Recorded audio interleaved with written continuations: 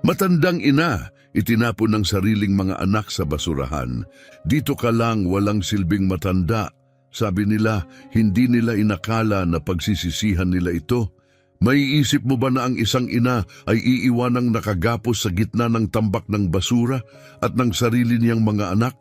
Gaano man ito kasaklap, totoo itong nangyari kay Donna Carmen, isang 82 taong gulang na babae na ang tanging hiling ay mahalin ng kanyang pamilya. Ngunit ang kapalit, ang pinakamasakit na pagtataksil na maaaring danasin ng isang ina. Habang dumadaloy ang kanyang mga luha at nagmamakaawa, huwag siyang iwan. Ang 3 niyang anak, nakasuot ng magagarang damit at nagtatawanan, ay sumakay sa kanilang kotse at umalis nang hindi man lang lumingon. Para bang wala siyang halaga. Pero hindi nila inakala ang isang pagbabago ng kapalaran. May nangyari na tuluyang magpapabago sa takbo ng kwento at magpapayanig sa lahat ng makaririnig nito. Kaya manatili ka hanggang dulo dahil ang matutuklasan mo ay tiyak na tatagos sa iyong puso. Sa totoo lang, sabihin mo nga muna sa komento, taga saang lungsod ka habang pinapanood ang kwentong ito. Isang napakainit na araw, matindi ang sikat ng araw sa alikabok na kalsadang lupa. Isang itim na kotse ang huminto sa tabi ng bakanteng lote na puno ng basura, bubog at masangsang na amoy ng nabubulok. Sa loob ng kotse ay si Donna Carmen, suot ang kanyang asul na bestidang panglinggo at nagtatakang lumilinga-linga. Sa mahinang tinig, nagtanong siya, "Ricardo, saan ba tayo pupunta, anak?" Sumagot si Ricardo, naka-Amerikana at naka-sunglasses sa malamig na tono. "Huwag kang mag-alala, inay. Mas maayos na lugar to para makapagpahinga ka. Malapit na tayo." Sa likod ng kotse, nakaupo ang kanyang mga anak na babae, sina Teresa at Isabel. Tumatawa-tawa sila habang nagbubulungan, hindi makatingin sa ina. Nanginginig ang mga kamay ni Donna Carmen habang mahigpit niya itong hinahawakan sa kanyang kandungan. Mabilis ang tibok ng kanyang puso. Hindi niya maintindihan kung bakit bigla siyang nilalamig ng kanyang mga anak nitong mga nakaraang araw hanggang sa huminto ang kotse. Tahimik, binuksan ni Ricardo ang pinto at marahas siyang hinila pababa. Halos matumba siya. Pagtingin niya sa paligid, gulat na gulat siya, tambak ng basura ang kanyang nakita. "Anak, hindi ito ospital. Basuraan ito," bulong niya. Sumagot si Teresa, malamig ang boses, "Sakto lang to para sa tulad mo." Tumawa si Isabel at sinambit ni Ricardo, "Dito ka na lang, walang silbing matanda. Hindi na namin kaya pangalagaan ka." Nagsara ang mga pintuan ng kotse. Tumama iyon sa puso niya na parang kidlat. Sinubukan niyang habulin ang mga ito, pero nadapa siya, lumuhod sa lupa at napahagulgol. "Anak, mga anak ko, huwag niyo akong iwan dito." Ngunit umarangkada ang kotse, sabay lipad ng alikabok at mga bato sa kanyang bestidang asul. Naiwan siyang nag-iisa sa tambakan ng basura, sa gitna ng langaw at masangsang na amoy, isang inang itinakwil ng sariling laman. Pero hindi nila alam may isang taong nakakita ng lahat. At ang susunod na ginawa ng estrangherong iyon ang tuluyang magbabago sa kapalaran ng pamilyang ito. Si Donna Carmen ay isang matatag at masipag na babae. Nakatira siya sa isang simpleng tahanan sa isang liblib na baryo sa Minas Gerais. Biyuda na siya sa edad na 35 at mag-isang pinalaki sina Ricardo, Teresa at Isabel. Nagtaguyod siya sa pamamagitan ng paglalaba, pagluluto para sa kapitbahay at paglilinis sa bahay ng mayayaman. Kahit pagod na pagod siya, sinisigurado niyang may pagkain ng kanyang mga anak. Tuwing gabi, palagi siyang may dasal, "Panginoon, bantayan niyo po ang aking mga anak, naway lumaki silang mabubuting tao." Noon, natutulog lang sa banig ang kanyang mga anak. May mga pangarap sila. Gusto ni Ricardo maging doktor, si Teresa ay guro, at si Isabel ay maging mayaman sa lungsod. Ngunit habang lumalaki ang kanilang mga pangarap, lumalayo rin sila sa kanya. Si Ricardo ay naging negosyante at nagtatag ng sariling kumpanya. Si Teresa ay nag-asawa ng mayaman at madalas mag-post ng marangyang pamumuhay sa social media. Si Isabel ay nagtayo ng boutique sa syudad. Ipinagmamalaki ni Donna Carmen ang mga anak niya. Malayo na ang narating ng mga anak ko. Pinagpala ako ng Diyos. Pero hindi niya napansin na habang lumalayo sila sa kahirapan, lumalayo rin sila sa kanya. Isang araw, tinawagan niya si Ricardo. "Anak, dumalaw ka naman. Matagal na tayong di nagkikita." Ang sagot, "Hindi pwede ngayon, marami akong meetings." Si Teresa naman, puro punan, "Nay, ayusin mo naman hitsura mo. Nakakahiya na yung mga damit mo." At si Isabel, na dati best friend daw niya, "Nay, tigilan mo na yung paghingi ng tulong. May sarili rin akong buhay." Lumipas ang mga araw at lalong naging malungkot ang buhay ni Donna Carmen. Lumalim ang mga kulubot sa kanyang mukha, humina ang katawan, pero hindi nawala ang pagmamahal niya bilang ina. Itinatago pa rin niya ang mga liham ng kanyang mga anak nung sila'y bata pa. Binabasa niya ito kapag nag-iisa at tahimik na umiiyak. Hanggang sa isang araw, bigla siyang bumagsak sa kusina. Isang kapitbahay ang nakarinig at agad siyang isinugod sa ospital. Paggising niya, ang una niyang tanong, "Dumating ba ang mga anak ko?" Sumagot ang nurse. Maingat na sagot ng nurse, "Wala pa po sila, Donna Carmen, pero sigurado akong darating din sila." Pero ang katotohanan, hindi sila dumating. At habang nakahiga siya roon sa malamig na kama ng ospital, napapalibutan ng puting mga pader at mahinang tunog ng mga makina, may napagtanto siyang masakit. Minsan, kahit gaano kalaki ang pagmamahal ng isang ina, hindi na iyon sapat para manatiling buo ang isang pamilya. Gayunpaman, may nakalaan ang buhay para sa kanya, isang bagay na hindi niya inaasahan, isang bagay na magbabago ng lubusan sa lahat, isang bagay na kahit sino ay hindi iisipin. Pagkalabas niya sa ospital, mahina pa at kailangan ng tulong, na pagpasiyahan ni Donna Carmen na tumira muna sa bahay ng panganay niyang anak, si Ricardo. Naniniwala siyang ang pagiging malapit sa pamilya ay magdadala ng ginhawa, pag-aalaga at pagmamahal. Ngunit mula pa lamang sa unang mga araw, naramdaman na niyang ang dating lambing ay napalitan ng pagkainis at kahihiyan. Malaki at marangya ang bahay ni Ricardo, puno ng mamahaling kasangkapan at amoy ng imported na pabango. Para kay Donna Carmen, lahat ay tila banyaga. Dahan-dahan siyang naglalakad, nakaasa sa kaniyang tungkod at nagtanong ng may banayad ng ngiti, "Anak, may maitutulong ba ako?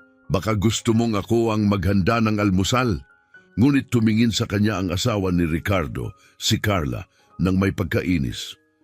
"Hindi na kailangan, Donna Carmen. Pinahihirap mo lang ang mga bagay. May katulong kami para dyan." Napayuko siya, nahihiya at tahimik na umupo sa beranda, sinusubukang huwag maging abala. Madalas niyang pagmasdan ang kalsada, naaalala ang mga panahong simple ang buhay, ang maliit niyang bahay na puno ng tawanan, yakap at amoy ng bagong lutong tinapay. Si Ricardo naman lalong naging abala at halos hindi siya makausap. Isang gabi habang naghahapunan, sinubukan niyang makipagkwentuhan. "Anak, natatandaan mo ba noong wala tayo at sabi mo balang araw bibigyan mo ako ng bahay na ganito?" Hindi man lang siya tiningnan ni Ricardo. "Nasa ganyan ka na ngayon, inay. Kaya tigilan mo na ang nakaraan. May mga bisita kami bukas. Gusto kong magmukhang perpekto ang lahat." Parang tinusok ang puso niya. Tahimik siyang kumain, pilit na itinatago ang mga luha. Araw-araw, naramdaman niyang nagiging pabigat na siya. Nagreklamo si Carla na iniiwan niyang nakabukas ang pinto. nakakalimutan ng kalan, kailangan ng atensyon. Lalong lumamig si Ricardo. Inay, hindi mo naiintindihan. Busy kami. Hindi ka namin mababantayan palagi. Sa nanginginig na tinig, sagot niya, hindi ko naman hinihingi ang kung ano, gusto ko lang ng kasama. Tumayo si Ricardo, iritado. Kasama, nagtatrabaho ako ng 12 oras para mapatakbo ang bahay na to. Magpasalamat ka na lang kaysa magreklamo. Parang unang tunay na sugat iyon sa kanyang puso. Doon siya nagsimulang makaramdam na hindi na siya kabilang. Di nagtagal, tumawag si Teresa, ang gitnang anak. Ricardo, hindi mo pwedeng panatilihin si mama dyan. Alam mo naman, nakakagulo, madaldal, makakalimutin. Pinipigil ang lahat. Dalhin mo muna siya dito. Kaya dinala siya roon. Ngunit sa bahay ni Teresa, mas malala ang lahat. Hindi siya pinatulog sa guest room. Imbes nito, doon siya inilagay sa lumang kama sa tabi ng laundry area sa likod bahay. Gabi-gabi, natutulog siya habang pinakikinggan ang hangin na pumapalo sa bubong at ang tawanan ng pamilya mula sa loob. Isang gabi, naglakas loob siyang magtanong, "Anak, pwede ba akong makasalo sa hapunan ngayon?" Hindi man lang siya tiningnan ni Teresa abala sa cellphone. Hindi ngayon ma, may bisita kami, nakakahiya. Naiintindihan mo, di ba? Gumiting pilit si Donna Carmen, "O anak, naiintindihan ko." Kinain niya ang malamig na sopas, mag-isa sa dilim. At sa katahimikang iyon, tila may nabasag sa kaibuturan niya, pero may pag-asa pa rin siya, umaasang babalik ang lambing ng kanyang mga anak, pero sa halip, lalong lumala ang lahat. At naghahanda ang kapalaran ng isang sandali na napakabagsik. Isang sandaling hindi niya malilimutan. Isang Sabado ng hapon, nagtipon sina Ricardo, Teresa at Isabel sa maluwang na sala ni Ricardo. Amoy bagong timplang kape, malinis, mamahalin ang sofa, tahimik ang buong bahay. Samantala si Donna Carmen ay nakahiga sa kabilang kwarto, nagpapahinga. Walang kamalay-malay na ilang hakbang lang mula sa kanya. Pinag-uusapan na ng mga anak niya ang kanyang kapalaran. Nagsalita si Ricardo, malamig ang tinig. "Tapusin na natin to ngayon, hindi ko na kaya, para na akong may nursing home sa bahay." Sumagot si Teresa, nakataas ang kilay. "Madali para sa'yo sabihin yan. 2 linggo mo lang siyang inalagaan. Ako? Halos 3 buwan, 3 buwang reklamo, ubo, tawag ng tawag, may sarili rin akong buhay." Si Isabel, na kunwari kalmado habang nakatutok sa cellphone, ay halatang naiirita. "At ako, hindi ko siya kukunin. Lumalaki ang negosyo ko. Hindi ako pwedeng magdala ng matanda roon na paika-ika at makakalimutin. Matatakot ang mga kliyente." Nanlaki ang mata ni Teresa. Siyempre, ang reyna ng butik, bawal mapahiya sa mayayaman niyang kaibigan. Sumiklab si Isabel. "Hindi ito tungkol sa kahihiyan. Sinasabihan niya ang mga customer ko na ginagastos ko ang pera sa walang kwenta. Jowa, damit, lahat. Gusto mo ba yon?" Sumigaw si Ricardo. "Tama na ang tanong, ano ang gagawin natin sa kanya?" Tumahimik ang lahat. Tanging tiktak ng orasan ang maririnig at doon bumulong si Teresa ng linyang hindi dapat binabanggit ng sinumang anak. "Pwede naman, iwan na lang natin siya, dalhin sa isang lugar at umalis." Napatingin si Isabel, gulat, ngunit tila nag-iisip. "Anong ibig mong sabihin? Iwan siya?" Huminga ng malalim si Teresa, parang nag-uusap tungkol sa lumang sirang bagay. "Magiging totoo tayo. Paalala dito, paalala doon. Gamot, ospital, paulit-ulit lang. Hanggang kailan? Hanggang wasakin natin ang buhay natin dahil sa guilt?" Nagsalita si Ricardo, nag-aastang makatuwiran. "Technically, ang sinasabi mo ay pababayaan natin ang sarili nating ina." Tumingin si Teresa ng diretso sa mga mata niya. "Huwag mong lakasan ang boses. Hindi ito pagpapabaya. Ito ay pagpapalaya." Nanginginig ang boses ni Isabel at saan mo siya gustong dalhin. Walang pag-aalinlangan, sagot ni Teresa. Sa malayo, sa lugar na walang magtatanong, sa lugar na hindi niya matatakasan, sa isang lugar na nakalimutan ng lahat, sa basurahan, sa lugar na pinagtatapunan ng mga bagay na hindi na kailangan.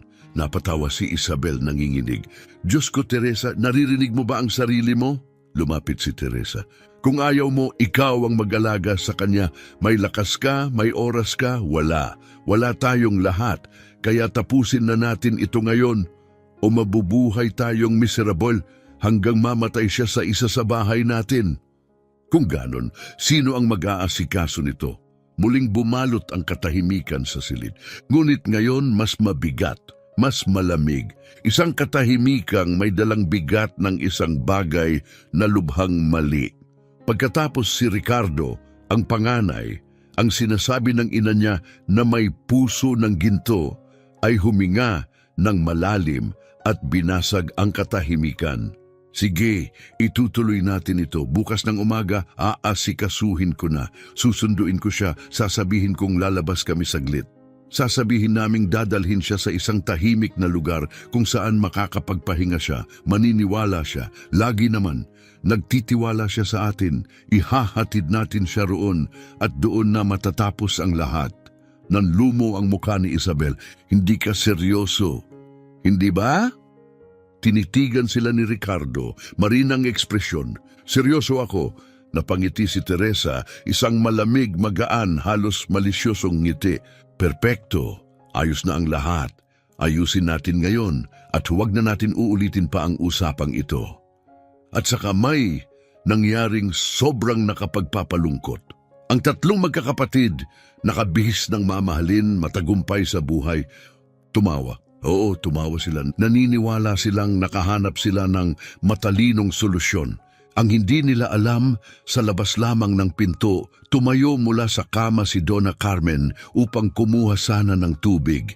Hindi niya dapat marinig ang kahit ano.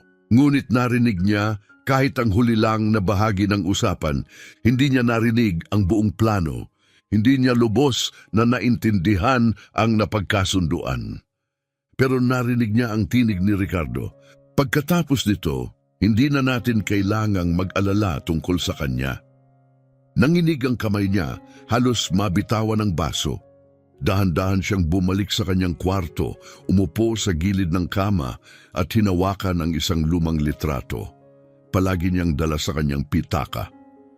Larawan niyon ng tatlong batang nakayakap sa kanya sa maalikabok nilang bakuran noong araw. Dahan-dahan niyang hinaplos ang maliliit nilang muka gamit ang kanyang kulubot na daliri, sabay bulong, "Lahat ginawa ko para sa inyo." Ang pinakamasakit, wala pa siyang ideya kung gaano kalayo ang kaya palang gawin ng kanyang sariling mga anak. At ang desisyon na ginawa ng tahimik sa sala ay magbabago ng lahat. Kung napapangiwi ang dibdib mo habang binabasa ito, mabuti iyon. Ibig sabihin, mayroon ka pang malasakit.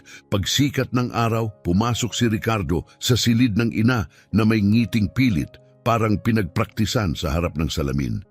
"Inay, gumising po kayo. Lalabas tayo ngayon." Dahan-dahang iminulat ni Donna Carmen ang mga mata. Pagod na ang katawan, masakit ang bawat galaw, nanginginig ang kamay. Pero nang marinig ang sinabi niya, may liwanag na bumalik sa kanyang mukha. "Lalabas?" Tanong niya nang may pag-asang parang bata. "Oh, anak, magbibiyahe ba tayo?" Iniayos ni Ricardo ang unan niya kunway malambing. "Oh, isang maliit na biyahe. Sa tingin namin, masyado ka nang nakakulong sa bahay. Dadaling ka namin sa isang lugar na tahimik, payapa, malinis ang hangin, pamparelax. Tara na." Nang marinig niya ang salitang pamilya, napuno ng saya ang kanyang puso. Matagal na mula noong huli siyang nakalabas kasama ang tatlo niyang anak. "Tayong lahat?" tanong niya, halos manginig sa tuwa. "Ako, sina Teresa at Isabel?" Tumawa si Ricardo ng mahina, nilalaro ang ilusyon. "Oo, lahat. Buo tayong pamilya ngayon." Pumikit siya sandali, huminga ng malalim. "Salamat, Diyos ko." sa wakas. Tinulungan siyang magbihis ni Ricardo. Hindi niya tinanong kung anong gusto ng ina. Siya na ang pumili. Ang asul na bestida, ang tinatawag niya na bestidang pangsimba, ang sadyang itinatabi para sa mga espesyal na araw. Ipinatong niya ito sa kandungan ni Donna Carmen at sinabi, "Maganda to, nay, bagay sa iyo." Ngumiti si Donna Carmen nahihiya. "Sa tingin mo, maganda pa rin ako, anak?" "Siyempre," sagot ni Ricardo, malamig at mekanikal. Sa sala naman, naghihintay na sina Teresa at Isabel, nakabihis tulad ng papunta sa mamahaling brunch. Perpektong makeup, mamamahaling damit, designer na salamin, walang kaanyuan na parang sasama sila sa isang may sakit at matandang ina. Bumulong si Teresa, "Kontrolin mo ang mukha mo, huwag tumawa. Hayaan mong isipin niyang simpleng lakad lang ito." Nanginginig ang tinig ni Isabel, ngayong naroon na ang sandaling kinatatakutan.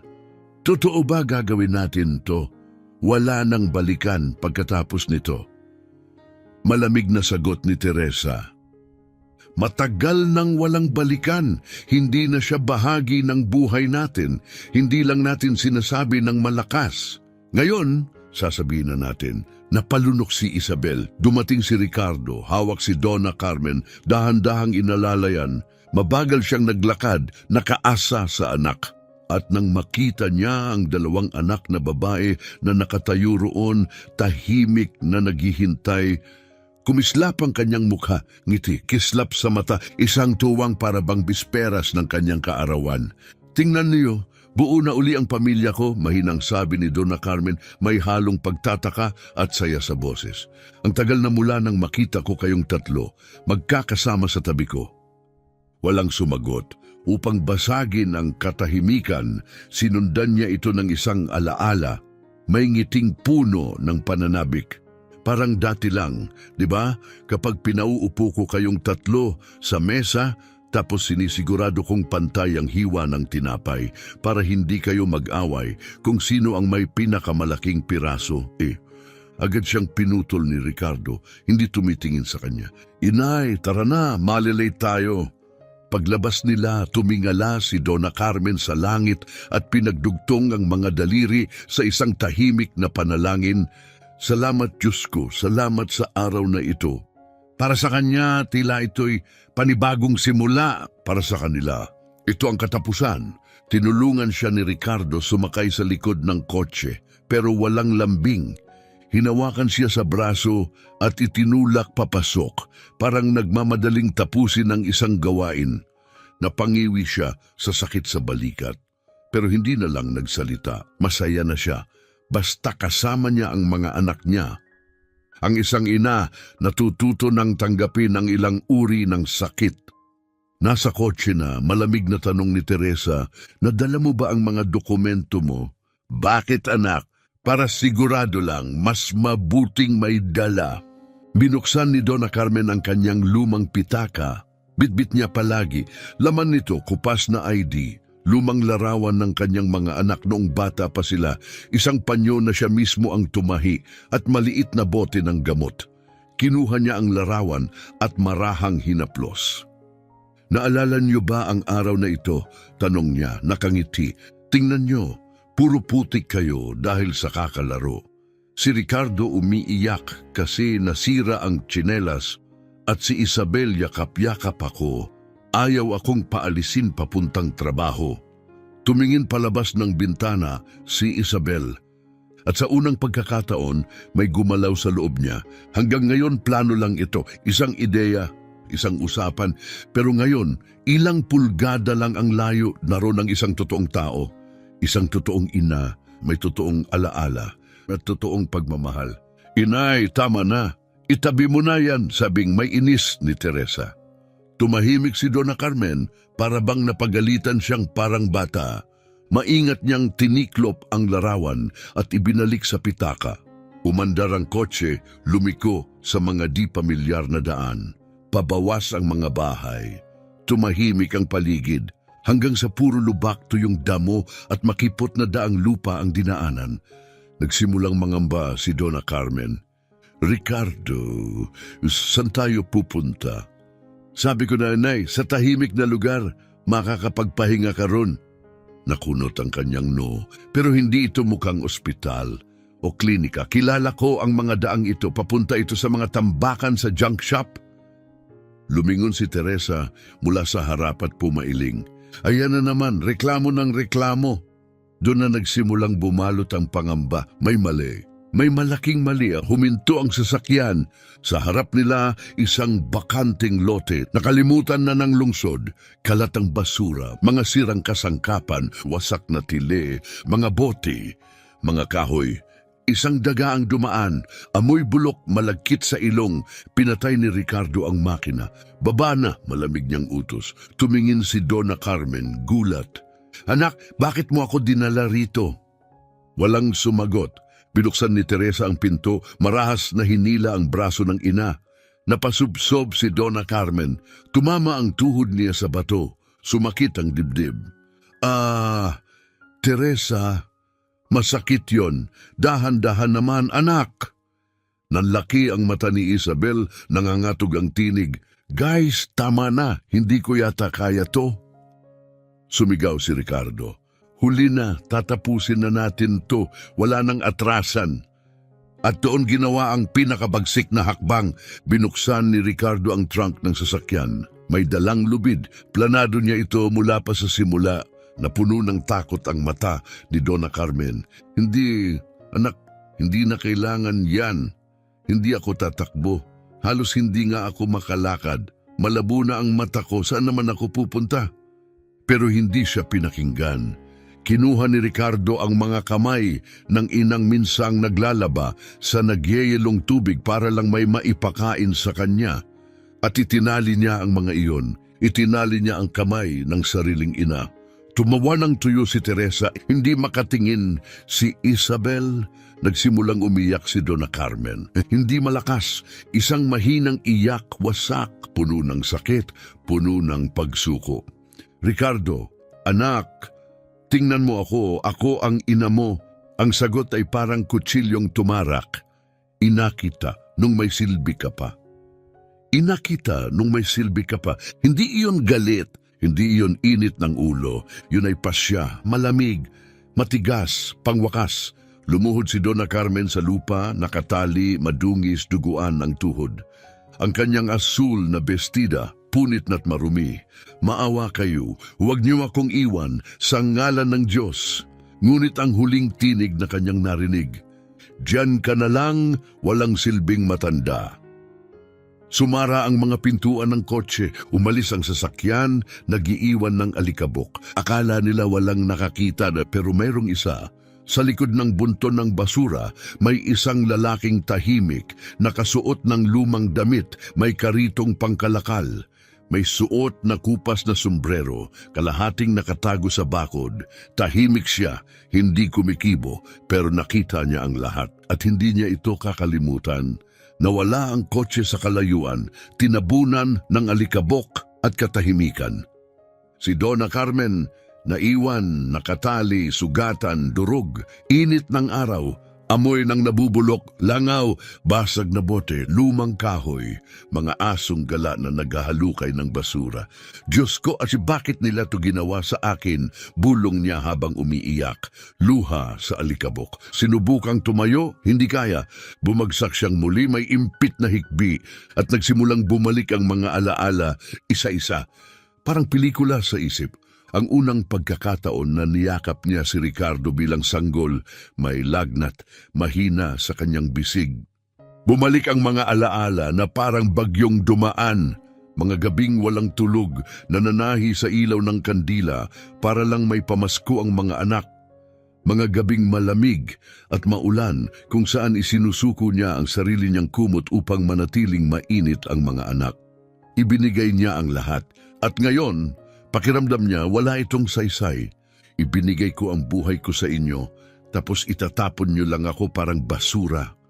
Nabasag ang kanyang tinig habang tumingala siya sa langit, pero ang Diyos nakikita ang lahat. Pumikit ang hangin sa disyertong lote, pinapagaspas ang kanyang asul na bestida, nanginginig siya, bahagyang dahil sa lamig, higit sa lahat dahil sa takot. May gumalaw, Sa di kalayuan, sa likod ng mga tambak na debris, may kumaluskos. Napatigil ang kanyang puso, isang kaladkad na tunog ng bakal sa batuhan. Dumating mula sa anino ang isang lalaki, si Salvador, isang simpleng tagatipon ng basura't bote. Sunog ang balat sa araw, pagod ang mga mata at punit-punit ang suot, marka ng ilang taong pagsusumikap. May karitong puno ng bote at lata. Napatigil siya nang makita ang matandang babae. Nakagapos, nanginginig, naiwan sa lupa, parang basura. Tumakbo siya gulat na gulat. "Diyos ko po, anong nangyari sa inyo, aling?" Sigaw niya, iniwan ang kariton at lumapit. Dahan-dahang iniangat ni Donna Carmen ang ulo, hindi makapaniwala. Hindi na siya inaasahang may papansin pa sa kanya. "Mga anak ko, iniwan nila ako rito," mahinang sagot niya. Sabi nila, "Lalabas kami." Sabi nila, "Gusto lang nilang makapagpahinga ako." Nanigas si Salvador, gulat at galit. Tumingin-tingin, parang may hinahanap na kamera o prank lamang ba ito. Pero hindi biro ito. Ito ay totoo. Isang ina, iniwan.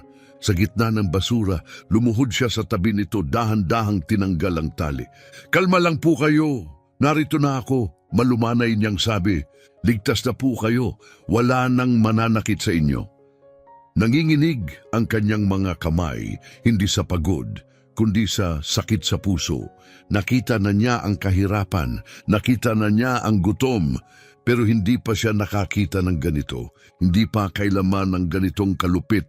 Nang maluwagan na ang tali, inalalian niya ang babae. Sinubukang tumayo, pero hindi na kaya ni Donna Carmen. "Hindi ko kaya, nahihilo ako," bulong niya.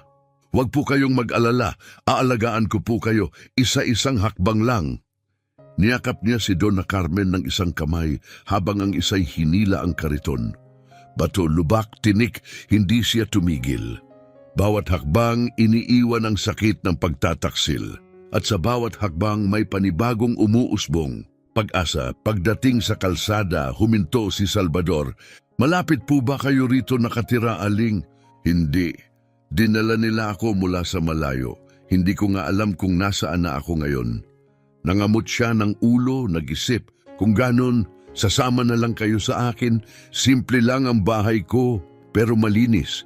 At may mainit na niluluto ron sa kalan." Napatingin si Donna Carmen sa kanya, hindi makapaniwala. "Pero hindi mo nga ako kilala." Tumitig si Salvador sa mga mata niya at tahimik na nagsalita, buong paniniwala. "Hindi ko kailangang kilalanin ka.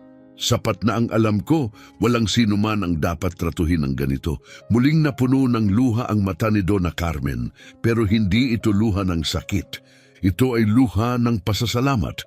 Sa gitna ng basag na bote, kalawangin na lata at amoy ng buhay na itinapon, may nangyaring kakaiba. Mula sa pag-abandona, ipinanganak ang pag-asa. At ang lalaking ito, isang estrangherong suot, ay lumang damit, ay magiging kasangkapan ng pagbabago na ni isa sa kanyang mga anak ay hindi kailanman inaasahan. Ngayon, itanong mo ito sa sarili mo. Kung dumaan ka sa tanawing ito, kung nakita mo ang isang matandang babae, mag-isa, umiiyak, iniwan, tutulong ka ba? O liliko ka ng tingin at magpapanggap na wala kang nakita? Ilagay sa komento ang sagot mo. Ano ang sasabihin ng puso mo? Sa sandaling iyon, nanginginig si Donna Carmen, hindi lang sa ginaw o pagod, kundi dahil sa isang sakit na hindi pisikal, isang sakit sa kaluluwa. Dahan-dahang pinaupo siya ni Salvador sa isang lumang kahoy sa tabi ng basura. Tahimik, maingat, tapos wala siyang sinabi. Hinubad niya ang sarili niyang sira-sirang kamiseta, tiniklop at inilagay sa likod ni Donna Carmen parang unan. "Magpahinga ka muna, aling. Huminga ka. Di magtatagal, iiwan na natin ang lugar na ito." Huminga siya ng dahan-dahan, ngunit ang hangin ay mabigat. Amoy bulok, amoy tira-tira. Amoy ng mga bagay na tinatapon kapag akala ng tao wala na itong halaga. At doon siya pinakanasaktan, hindi lang dahil sa basura, kundi dahil pakiramdam niya, siya na rin ang basura. Tinawag nila akong basura, halos hindi marinig ang bulong niya. Napatigil si Salvador. Tinitigan niya ang lupa. Hindi tumigil sa pagsasalita si Donna Carmen. Mahina ang tinig, nanginginig. Sabi nila, "Diyan ka na lang, walang silbing matanda." Yun mismo ang narinig ko mula sa mga anak ko, mula sa sarili kong mga anak. Nilunok niya ang sakit, nanginginig ang labi. Pumikit siya, kumapit sa natitirang dangal. Ako ang nagpalaki sa kanilang lahat. Ako ang nagpakain sa kanila. Nagtrabaho ako buong gabi, naglaba kahit dumudugo na ang kamay sa malamig na tubig. Para lang may mailagay sa hapag. Tahimik, pabulong ang bawat salita. At ngayon, ang sabi nila, sinisira mo ang buhay namin. Si Ricardo ang nagsabi niyan. Sabi niya, pinalala mo lang ang buhay namin. Hindi kailangang isigaw ang mga salitang iyon. Dahil kahit pabulong, mas masakit. Parang kutsilyong dahan-dahang pumapasok sa laman. Mas malalim, mas sinadya. Matagal na nanahimik si Salvador, tinititigan lamang siya. Ang babaeng ito ay hindi simpleng matandang inabandona ng kapalaran. Bitbit niya ang isang buong buhay. Mga taon ng sakripisyo, mga taon ng pagmamahal na ibinuhos, at mga taon ng lambing na hindi kailanman naibalik. Sa wakas, nagsalita si Salvador. Ang tinig niya ay matatag, parang isang taong naniniwala pa rin sa tama. Tingnan niyo ako, Aling. Matigas pero protektibong tinig iyon. Hindi ka basura, hindi ka pabigat, hindi ka bagay na dapat itapon. Ang tunay na basura ay yung mga taong kayang gawin to sa sarili nilang ina. Dahan-dahang iniangat ni Donna Carmen ang kanyang mukha. Tumama sa mata niya ang liwanag ng araw, nagpapakita ng kirot, pagod at hindi makapaniwalang sakit. Bakit? Bakit mo ako tinutulungan? Bulong niya. Agad ang sagot ni Salvador, walang pagdadalawang isip. Kasi kung hindi kita tutulungan, sino ang tutulong sa iyo? Kung tatalikuran kita at magpapanggap na wala akong nakita, magiging katulad ko na rin sila. At tatanggi akong maging kagaya nila. Hindi na siya nakasagot, pero ang katahimikan niya ay puno ng pasasalamat. Isang pasasalamat na nagmumula sa buhay na puno ng sugat at halos walang nakuhang kabaitan kapalit. Matapos ang ilang sandali, nagsalita siyang muli. Nang tinig na may babala, may katotohanang hindi matitinag, akala nila tapos na ako. Akala nila iniwan nila akong dito at walang makakaalam. Akala nila maaari nilang ipagpatuloy ang buhay nila na parang hindi ako umiral. Inilapat niya ang nanginginig niyang kamay sa dibdib. Pero ang Diyos nanonood. Nakikita niya ang lahat. May nagbago sa kanyang mukha. Hindi galit, hindi kawalan ng pag-asa. Isang payapang pagtanggap, ang uri ng kapayapaan na nanggagaling lamang sa mga taong ibinigay na ang kanilang sakit sa mas mataas na kamay. Tumingala siya sa maliwanag na langit at nagpatuloy. At babangon ako. Kahit ito na ang huling gagawin ko sa mundong ito, tatayo ako ulit. Maririnig nila ako, maalaala nila na may ina pa sila. Tumama ang mga salitang iyon kay Salvador. Tuwid sa puso, hindi niya inakalang ang isang inang itinapon na parang walang halaga ay may lakas pang magsalita ng ganon. Maingat niyang itinapal ang isang kamay sa balikat ni Donna Carmen. At babangon ka nga, pero una sa lahat aalis tayo rito. Hindi kita iiwan dito kahit isang minuto pa. Sinubukan ulit ni Donna Carmen tumayo, pero nanginginig ang mga tuhod. Hindi ko kaya, ayaw gumalaw ng mga paa ko. Bulong niya.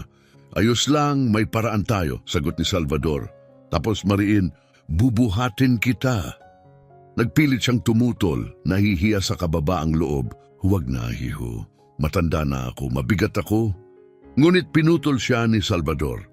Mas mabigat pa ang mga bote na hinahatak ko araw-araw. At mas mahalaga ka pa sa lahat ng laman ng kariton ko. Halika na. Inayos niya ang metal na kariton.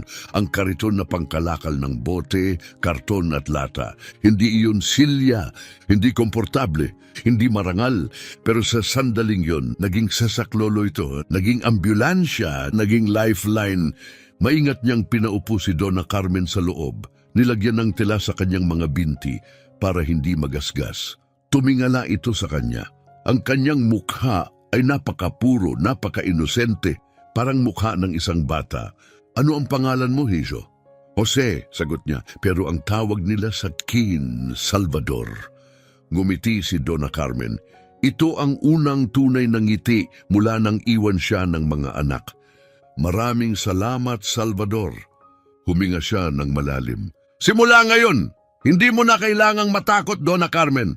Hindi ka na mag-isa. Iyon ang huling salitang sinabi niya sa nakapangingilabot na lugar na iyon. At iyon rin ang huling luha na pumatak habang nakaluhod sa tambakan. Dahil doon mismo, sa gitna ng basag na bote, kinakalawangang lata at mga bagay na itinapon ng mayayaman, may isinilang na bagoy, isang saksi. Hindi lang nakita ni Salvador ang ginawa ng mga anak, nasaksihan niya ang lahat. Sino ang humila sa kanya palabas ng kotse? Sino ang nag-insulto sa kanya? Narinig niya ang salitang walang silbing matanda. Nakita niya ang mga mukha ng may sala at sa kaibuturan niya may umusbong, hindi awa, hindi lungkot, katarungan. Sa napakainit na hapon na iyon, habang pumuputok ang lupa sa init, habang lumalayo ang kotse ng mga anak, dahan-dahang itinulak ni Salvador ang kariton. Sa kinalulunan ni Donna Carmen, patuloy siyang nanginginig, yakap-yakap ang parehong lumang panyong gamit niya mula kabataan. Ngayon ay marumi, maalikabok, nakapatong sa kalahati ng kanyang mukha, pero ang kanyang mga mata ay may liwanag pa rin. Nagniningning pa rin ang mga mata ni Donna Carmen. Hindi man maliwanag, ngunit may pagkinang na tila pagod na, isang liwanag na nakaligtas sa sakit, pagtataksil at kawalan ng pag-asa. Huminto si Salvador sandali, hingal mula sa pagtulak ng kariton. Pinunasan niya ang pawis sa noo gamit ang manggas ng damit at tumingin sa likuran. Sa malayo, bahagyang nakikita pa ang alikabok na iniwan ng kotse. Napaisip siya, 3 may edad ng anak. Mga nakaayos, nakamamahaling damit, magarang kotse, at ito ang pinili nilang gawin sa sariling ina. Tumingin siya kay Donna Carmen. Ayos ka lang po ba riyan, aling? Tanong niyang mahinahon habang patuloy na nagtutulak. Ayos lang ako, Hijo. Ayos lang ako na hindi ko lang maintindihan saan ako nagkamali, paano ko napalaki ang mga batang kayang gawin ito. Nanginginig ang tinig niya. Humampas ang hangin sa puti niyang buhok. Gusto sanang sumagot ni Salvador, pero anong sasabihin niya? May salita bang kayang magpagaan ng ganitong uri ng sugat? Ilang minuto pa at narating nila ang gilid ng kalsada. Kumikinang ang aspalto sa tindi ng init. Nagpaubaya sila sa rumaragasang truck bago tumawid sa kabila, patungo sa makitid na landas na humahantong sa isang munting bahay na gawa sa kahoy. Payak iyon, may mga lumang tabla na pantapal sa dingding. Bahagyang nakayuko ang bubong, ngunit sa tabi nito isang maliit na hardin ang namumulaklak. At mula sa kusina, sumasabay sa hangin ang amoy ng bagong timplang kape. Simple lang pero tahanan, sabi ni Salvador habang binubuksan ang gate na kawayan. Tumingin-tingin si Donna Carmen at ngumiti, payapa. Kung saan may puso, may tahanan, at ikaw, Hijo, puno ka niyan. Sa loob, inilabas niya ang isang upuan at inalalayan siyang umupo. Binigyan niya siya ng tubig at isang plato ng mainit na kanin at munggo. Dahan-dahan kumain si Donna Carmen. Para bang bawat suboy nagbabalik ng kaunting dangal na ninakaw sa kanya. Mag-isa ka bang nakatira rito? Tanong niya. Mula nang pumanaw ang asawa ko, 5 taon na. Ako na lang at ang kariton. Napayuko si Donna Carmen.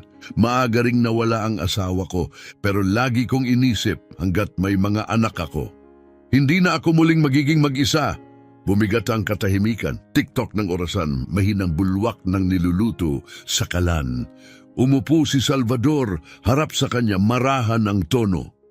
Aling, nakita ko ang lahat, nandun ako sa tambakan. Nakita ko ang ginawa nila sa inyo, nakita ko silang tumatawa. Nakita kong itinali ka ng anak mo. Lahat ng yon, nasaksihan ko. Nanlaki ang mata ni Donna Carmen. Nakita mo? Oh, at hindi ko yan itatago. Ang mga taong ganun, hindi pwedeng basta lumakad palayo. Hindi ibig sabihin walang batas sa mundo. Hindi pwedeng itapon lang ang isang ina, mahabang katahimikan. Pagkatapos, mahina niyang bulong. Pero pakiusap, huwag kang gagawa ng anuman. Hayaan mo na lang, Diyos na ang bahala. Ganyan siya palagi. Napasuntok si Salvador sa mesa, pigil ang galit. Tama, siya ang bahala, pero minsan gumagawa siya sa pamamagitan ng mga tao at minsan tayo mismo ang dapat kumilos. Karapat-dapat kang igalang. Karapat-dapat ka ng hustisya. Napaluha si Donna Carmen, hindi dahil sa sakit, kundi sa damdaming matagal nang hindi niya naramdaman. Respeto. Ang ganda ng mga salita mo, hiho. Matagal na, sobrang tagal. Mula nang may nagsalita sa akin ng ganyan. Sa mga araw na sumunod, inalagaan siya ni Salvador. Tulad ng anak na hindi niya nagkaroon. Tuwing umaga nagtitimpla siya ng kape. Tinitosta ang matigas na tinapay sa kawali. Sa hapon, nangungulekta siya ng bote at kahoy. Sa gabi, magkasama silang nakaupo sa beranda, nakikinig sa mga kwento ng buhay. Ikinwento ni Donna Carmen ang paglalaba, ang asawang nawala ng maaga, ang mga pangarap ng kanyang mga anak bago sila nagbago. At habang nagsasalita siya, tahimik na nag-iisip si Salvador. Alam niyang hindi dito matatapos ang kwento. Kailangan malaman ng mundo. Hindi lang ito pag-abandona, hindi lang ito drama ng pamilya. Ito ay krimen, ito ay kaduwagan. At nararapat lamang itong singilin. Justice for Donna Carmen. Kung naniniwala kang karapat-dapat siyang mabigyan nito, isulat sa komento, Justice for Donna Carmen. Bawat umaga gumigising siya bago sumikat ang araw. Kahit masakit ang mga buto, pinipilit niyang tumulong. Punasan ng mesa, hatiin ang matigas na tinapay, ngumiti. Hindi naman kailangan ng marami para mabuhay, di ba, hiho? Kapayapaan lang. At sa unang pagkakataon matapos ang maraming taon, nakakatulog siyang walang takot. Hindi na amoy kahirapan ng bahay, kundi amoy kape at kaunting pag-asa. Walang sigaw, walang nanlilibak, walang tumatawag sa kanyang pabigat. Sa unang pagkakataon mula nang magkaedad ang kanyang mga anak, muli niyang naramdaman na tao siya. Tuwing umaalis si Salvador kasama ang kariton, iiwan niya ang radyo para hindi siya malungkot. At si Donna Carmen, maghihintay sa may maliit na gate, hawak ang shawl, nakatunghay sa daan. Pagbalik niya, pagod, alikabok, pawisan, ngingiti siya. Kumusta ang araw mo, Salvador? Ayos naman po, Aling. May nakuha akong magagandang bote at sa mumunting palitang iyon, sa pagitan ng dalawang kaluluwang itinapon ng mundo, isang bagong pamilya ang nabuo. Ang daming bagay na itinatapon ng tao kahit maayos pa, bulong ni Salvador habang tinutulak ang kariton.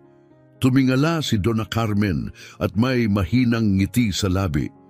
May ilan pa ngang pati tao tinatapon, sabi niya ng mahina. Hindi siya sinagot ni Salvador, hindi niya kailangan. Alam niya ang bigat ng mga salitang iyon. Habang lumilipas ang mga araw, dahan-dahan, si Donna Carmen ay bumabangon muli. Nanginginig pa rin ang mga binti niya pero ang diwa niya ay buhay na muli. Bawat umaga, mas tuwid ang kanyang tindig, mas maliwanag ang kanyang ngiti, mas tiyak ang kanyang kilos. Isang hapon, habang banayad na nilalabhan ang lumang panyo na nahanap niya sa bulsa ng asul na bestida, napansin niya ang isang bagay, isang tiklop na papel. Binuksan niya ito ng dahan-dahan. Bumilis ang tibok ng puso niya. Isang resibo sa bangko, kupas na tinta, pangalan niya ang nakasulat sa itaas. At ang halaga, malaki, higit pa sa iisipin ng kahit sinong makakakita sa kanya. Diyos ko, tuluyan ko na itong nakalimutan, bulong niya. Lumapit si Salvador, nagtataka, ano yan, Aling? Galing ito sa pagkakabenta ng bahay kung saan ko pinalaki ang mga anak ko. Tinabi ko para sa mga emergency at lahat ng ito nakapangalan pa rin sa akin. Hindi nila kailanman nalaman na may ganito ako. Nanlaki ang mga mata ni Salvador. Ibig mong sabihin, may malaking ipon ka pa rin. Napangiti si Donna Carmen marahan, hindi kayamanan pero huling bahagi ng buhay ko. At ngayon, alam ko na kung saan ito dapat ilaan. Kinabukasan, hiniling niyang isama siya ni Salvador papunta sa lungsod. Nagalinlangan si Salvador, sigurado po kayo? Bangko, abogado, handa po ba kayo sa lahat ng yan? Ngumiti siya ng may tapang. Buong buhay ko, puro hirap ang hinarap ko. Hindi ako takot sa papeles o pila. Suot niya ang kanyang lumang asul na bestida, may bulaklaking scarf sa buhok. Si Salvador naman, nakasimpleng damit at iniwang nakaparada ang kariton sa bangketa. Pagpasok sa bangko, pinagtitinginan sila. Isang matandang babae humihiling makausap ang manager, pero nang ilabas niya ang papeles sa nakatagong account, nag-iba ang ihip ng hangin, bumalik ang respeto. Pagkatapos, nagtungo sila sa tanggapan ng notaryo. Doon, humiling si Donna Carmen na gumawa ng isang legal na dokumento. Isang testamento.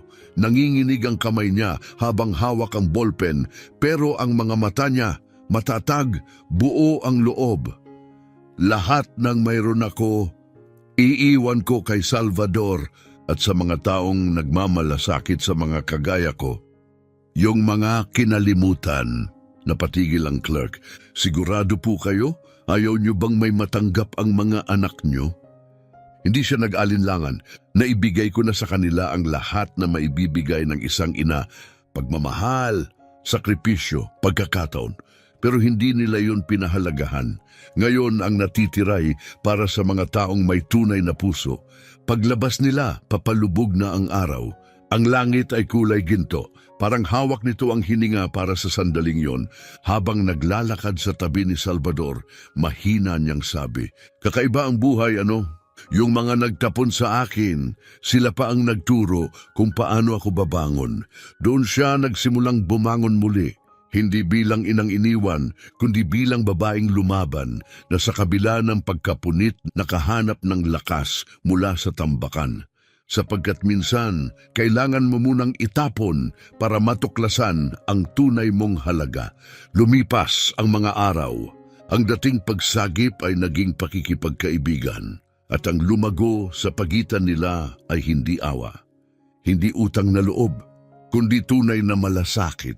Yung uri ng pagmamahal na parang pamilya, hindi yung isinilang ka sa kanila, kundi yung pinili mong manatili. Muling nagkakulay ang pisngi ni Donna Carmen.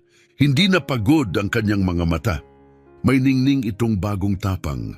Tumutulong na siya sa mga gawain. Nagbabalat ng kamoteng kahoy, naghuhugas ng gulay, nagwawalis sa terasa gamit ang tungkod. At tuwing napapasobra ang paggalaw, kukutusan siya ni Salvador. Dahan-dahan lang po, Aling. Hindi mo kailangang patunayan ang kahit kanino, ngunit lagi ang sagot niya, meron sa sarili ko na hindi nila ako nabasag. At doon siya higit na hinangaan ni Salvador, sapagkat ang pinakamalalim na sugat ay ang sugat sa puso ng isang ina. At kahit sa lahat ng pinagdaanan, hindi siya humiling ng paghihigante. Humiling lang siya ng dangal. At sa katahimikan unti-unti, isinusulat niya ang plano. Isang hapon, habang ang ulap ay abot sa abot tanaw, tinawag niya si Salvador. Matigas ang tinig. Umupo ka muna, hiho. May kailangang tayong pag-usapan. Natawa si Salvador. Naku, kinakabahan tuloy ako. Pero hindi siya ngumiti pabalik. Ito'y seryoso. Naalala mo yung papel na nahanap ko sa pitaka ko? Yung resibo ng bangko? Yung pera mula sa bahay na naibenta ko sa probinsya? Panimula ni Donna Carmen. Oo, naaalala ko, Aling, tango ni Salvador. Sabi niyo, iniipon niyo yon para sa matinding pangangailangan. Huminga siya ng malalim, mabigat, tahimik. Ang pangangailangan dumating na. Hindi sumagot si Salvador. Hindi siya kailanman sumasabat kapag galing sa puso ang sinasabi ng matanda. Marunong siyang makinig ng tunay, isang bagay na kakaunti na lang ang may kakayahang gawin sa panahong ito. Nagpatuloy si Donna Carmen, matatag ang tinig. Sa loob ng maraming taon, naniwala akong aalagaan ako ng mga anak ko. Akala ko natural lang yon, Tungkulin nila, hindi dahil sa utang na loob, kundi dahil sa pagmamahal. Pero may isang bagay akong natutunan. Ang pagmamahal, hindi yan hinihingi. Kung wala sa puso ng tao, wala talaga. Kahit anong pagmamakaawa, walang mababago. Napuno ng luha ang kanyang mga mata pero hindi siya yumuko. Hinarap niya ang sakit, buo, hindi takot. Tulad ng isang taong sa wakas tinanggap na ang sugat at piniling hindi na ito ang magdikta ng kanyang buhay. Iniwan nila ako, itinali na parang basura at iniwan sa tambakan. Isang ina na ibinigay ang buong buhay, tinapon na parang sira-sirang bag. Nanginig ang tinig niya pero nagpatuloy siya. Pero alam mo kung ano ang pinakamasakit. Hindi ang lugar, hindi ang sakit, kundi ang mga salita.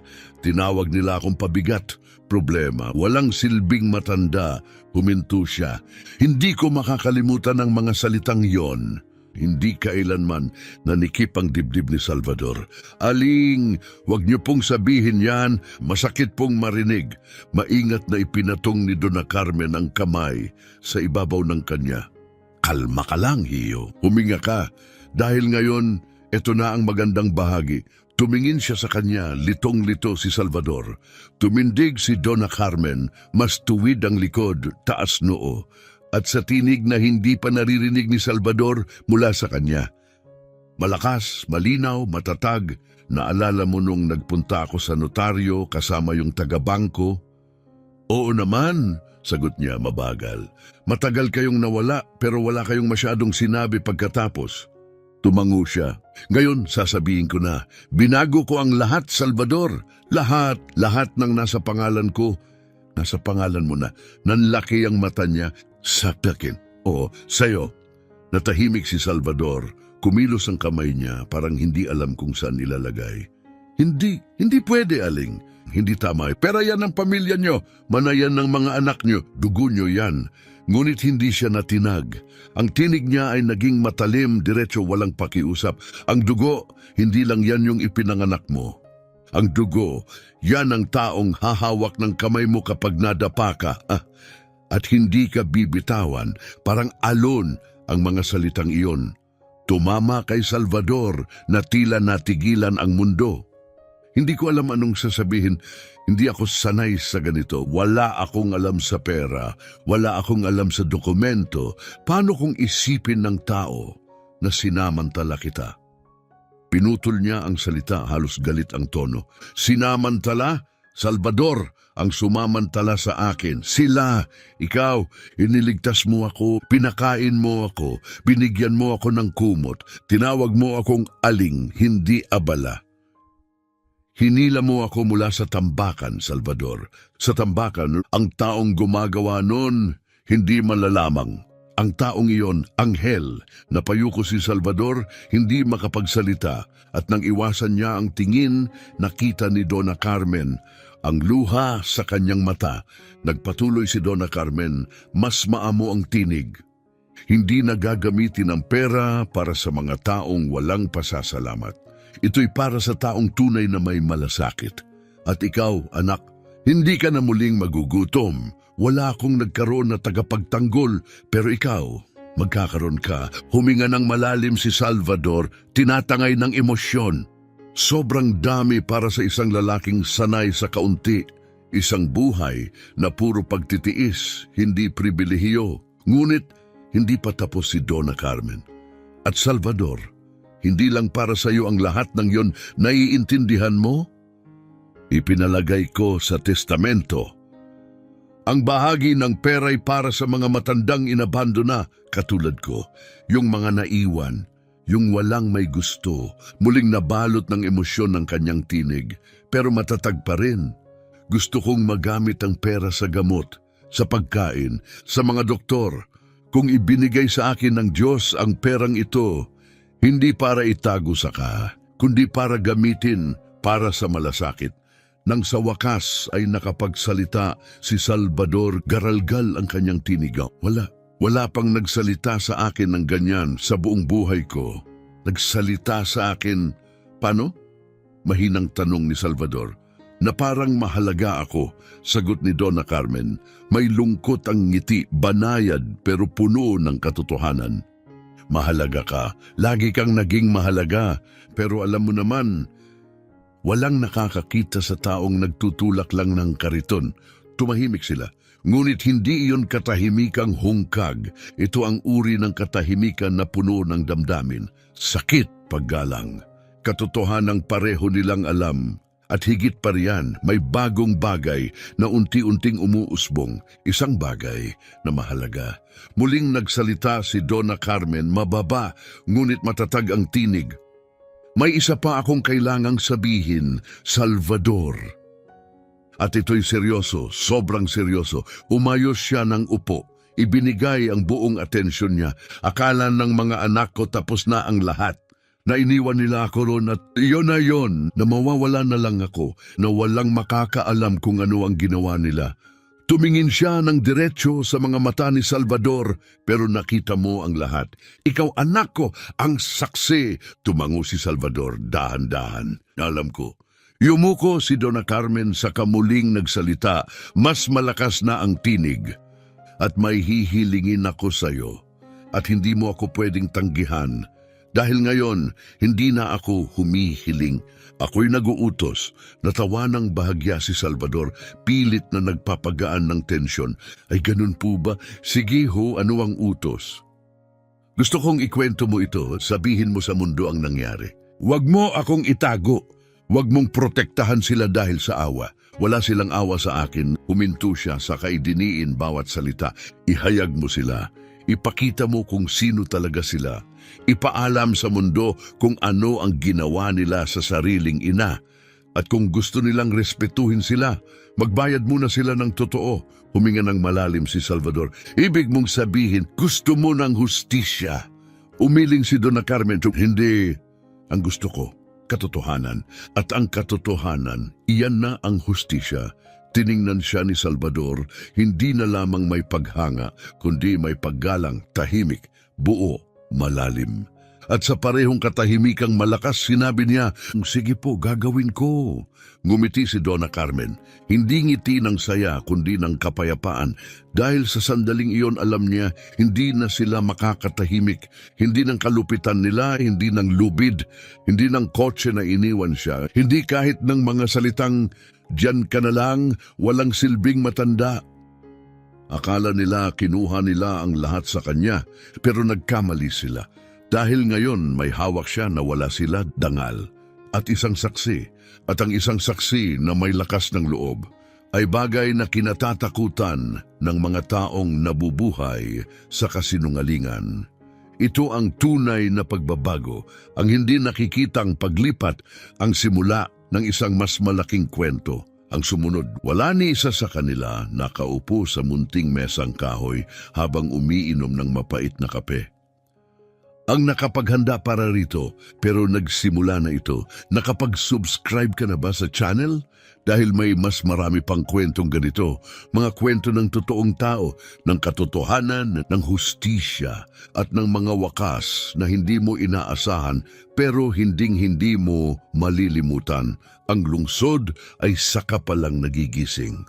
Nang maingat na isuot ni Donna Carmen ang kanyang asul na bestida, ang parehong bestida na suot niya noong araw na iniwan siya ng mga anak niya. Pero ngayon, ito ay malinis, planchado, mabango. Si Salvador mismo ang naglabal gamit ang kamay. Parang muling binubuhay ang isang bagay na sagrado. Sigurado po ba kayo diyan ang gusto niyong suotin? Tanong niya. Oo, yun ang isusuot ko. Pero bakit? Dahil yan ang bestidang ginamit nila para pahiyain ako. At ngayon, yan ang bestidang isusuot ko ng taas no. Para sa kanya, higit pa ito sa tela. Ito'y pahayag. Ipinulupot niya ang kanyang puting buhok sa isang maayos na bun. Nagpahid ng lumang lipstick na nahanap sa pitaka at huminga ng mahaba. Buo, tara na. Sabay silang naglakad papuntang sakayan ng bus. Mabagal ang lakad, hindi na kasi-kasing lakas ang katawan ni Carmen. Pero ang tingin niya, diretso, matibay, hindi natitinag. Sa bawat hakbang may iniiwan siyang bahagi. Hindi lang ang sakit ng pag-iwan, kundi ang kahihiyan. Dumating sila sa tanggapan ng notaryo sa lungsod, isang lugar na amoy papel at mahabang paghihintay. Beige ang mga pader. May umiikot na lumang bentilador sa kisame. Mga ordinaryong taong may hawak na papel na may numero. Kakaiba, ano? Bulong niya, mas mahalaga pa minsan ang papel kaysa sa luha. Sa bahay ng mga anak niya, walang gustong makinig sa kanyang boses. Pero dito, sa likod ng mesa, tinawag siyang Maam at tinanong ng magalang, paano po namin kayo matutulungan? Isa sa mga clerk, tiningnan si Salvador mula ulo hanggang paa. Kupas ang damit, kalyo ang mga kamay, balat na sunog sa ilang taong pagtitiis. Sanay na siya sa ganong tingin, hindi na siya natitinag. Ngunit sa pagkakataong ito, hindi na nanahimik si Donna Carmen. Hindi na niya hahayaan na ipagkait sa kanya ang karapatan. Inayos niya ang kanyang likod at mariing sinabi, kasama ko siya. Siya ang pinagkakatiwalaan ko. Napalunok ang clerk sa kadahan-dahang tumango. Siyempre po ma'am, dito po ang daan. Pumasok sila sa isang maliit magulong opisina, isang mesa na napapaligiran ng mga folder, mga papel na halos bumagsak sa taas. Sa likod, nakaupo ang notaryo, isang lalaking may uban, salamin na halos malaglag sa ilong, may aura ng isang taong marami nang nakita pero hindi pa ito. Kayo po si Donna Carmen? Ako nga. At ito ay si Jose. Siya ang nag-aalaga sa akin. Piliting umurong ni Salvador sa likod. Tumutulong lang po akong maglakad, sir. Ang lahat ng ito, kanya pong desisyon. Inayos ng notaryo ang salamin, binuksan ang folder at nagsimulang basahin. Balikan po natin ang nilathalang kasunduan kahapon upang siguruhing tama ang lahat. Huminga siya ng malalim dahil ito'y higit pa sa mga papeles. Ito ay isang pahayag. Ako, sa buong kamalayan at kalinawan, ay idinedeklarang ililipat ang lahat ng ari-arian sa aking pangalan. Kay G. Jose Peralta. Napabangon si Salvador mula sa upuan. Sandali lang, hindi pwede. Tanggalin niyo ang pangalan ko. Hindi kailangang isulat ako ron. Tumalikod sa kanya si Donna Carmen. Tinitigan siya, hindi ng galit, kundi ng matatag, tahimik at mapagpalang tingin ng isang ina, hindi sa dugo, kundi sa puso. Salvador, tingnan mo ako. At tumingin siya. Naranasan mo na bang matulog na walang laman ang tiyan? Oo. Nakapagkunwari ka na bang pagod ka para lang hindi mo maramdaman ang gutom? Nagniningning ang mata niya. Oo. Naranasan mo na bang magpaskot mag-isa? Tahimik. Pagkatapos tumango. Oo. Ngumiti si Donna Carmen, manipis, totoo. Kung ganon, tumahimik ka at hayaan mo akong pumirma. Napatawa si Salvador, may halong luha. Sige po, Donna Carmen. Bumaling muli si Donna Carmen sa notaryo at bahagyang tumango. Isang senyas, isang pahintulot, ipinagpapatuloy na natin. Dahil ito ay hindi lamang kasulatan, ito ay isang deklarasyon na siya'y itinapon, na siya'y pinatahimik, binaliwala at pinagtaksilan.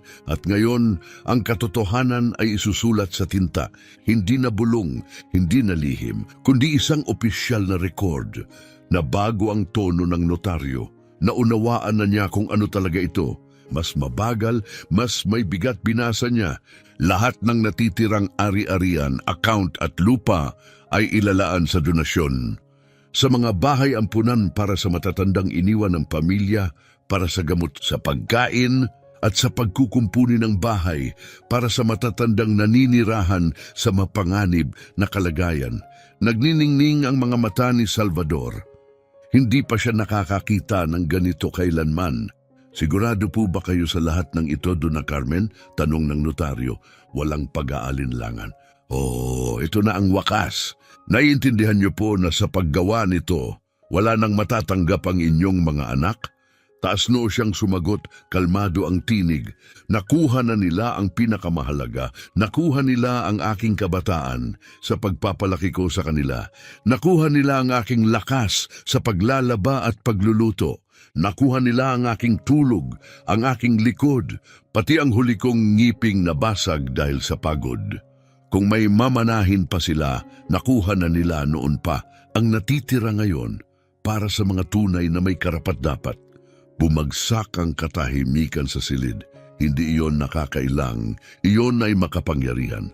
Pati ang clerk sa harapan na kanina'y nagduda sa kanila ay tahimik na nakatayo sa pintuan, nakikinig. May luhang pumitlag sa gilid ng kanyang mata.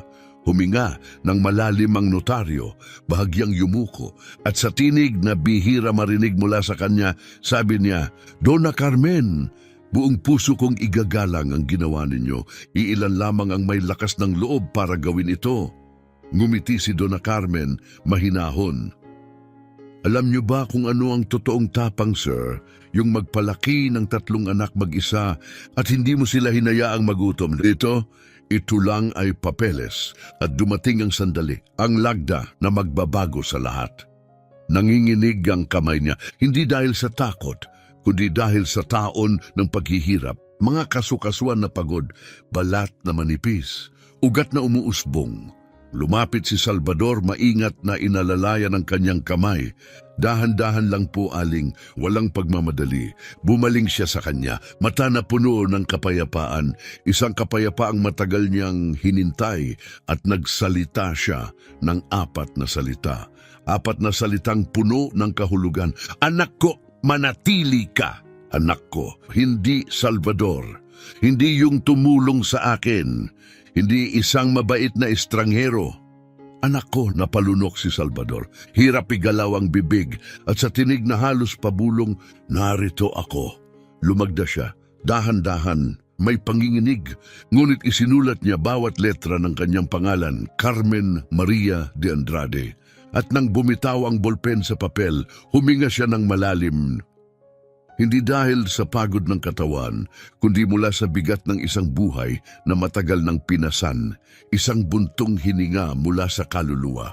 Sa unang pagkakataon, mula noong siya'y iniwan, nakagapos, itinapon tulad ng basura, huminga siya bilang isang babaeng malaya.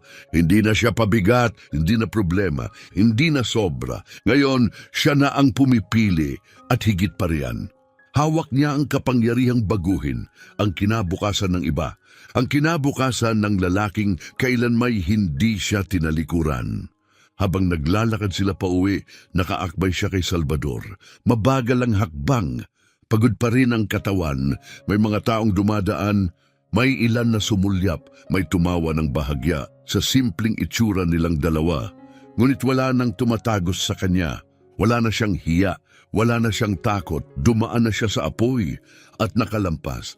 Sa kalagitnaan ng lakad, sabi niya, "Salvador, opo, pagod ako, pero yung magandang uri ng pagod, alam mo yon?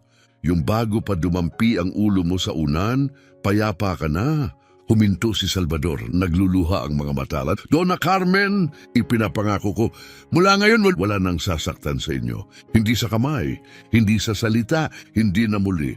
Tumingala si Carmen at mahinang sagot, "Alam ko, ngayon, alam ko na talaga. Sa sandaling iyon may nagbago. Hindi naramdaman ng mundo, hindi huminto ang lungsod, pero isang bagay ang tuluyang nabaligtad. Ang mga anak na inakalang hawak nila ang kapangyarihan, nawala ito, at ang lalaking hindi nila makayang tingnan sa kalsada. Siya ngayon ang may hawak ng kanilang tadhana. Hindi ito aksidente, hindi ito simpleng lagda. Ito ang simula ng hustisya, ang unang domino sa isang tuloy-tuloy na pagbagsak. Isang pagsabog na darating kung saan sila pinakahindi handa, sa publiko at napakalantad. Hindi si Donna Carmen ang unang nakatanggap ng balita. Sila ang una. Nakaupo si Ricardo sa kanyang opisina. Ayos ang lahat. Mamahaling mesa, upo ang balat, malamig na hangin ng aircon. Amoy ng gourmet coffee.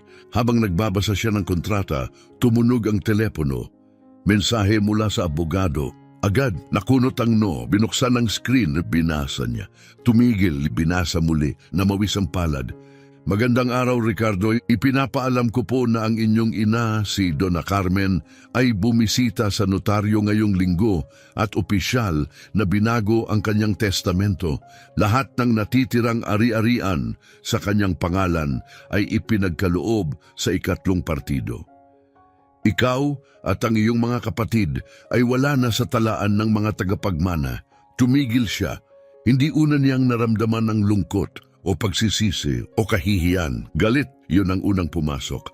Biruan to, hindi ba? Bulong niya, walang sumagot. Nagpatuloy ang pagbasa. Bukod pa ron, Ginoong Ricardo, ipinaabot kong si Donna Carmen ay naghain ng opisyal at notarized na salaysay.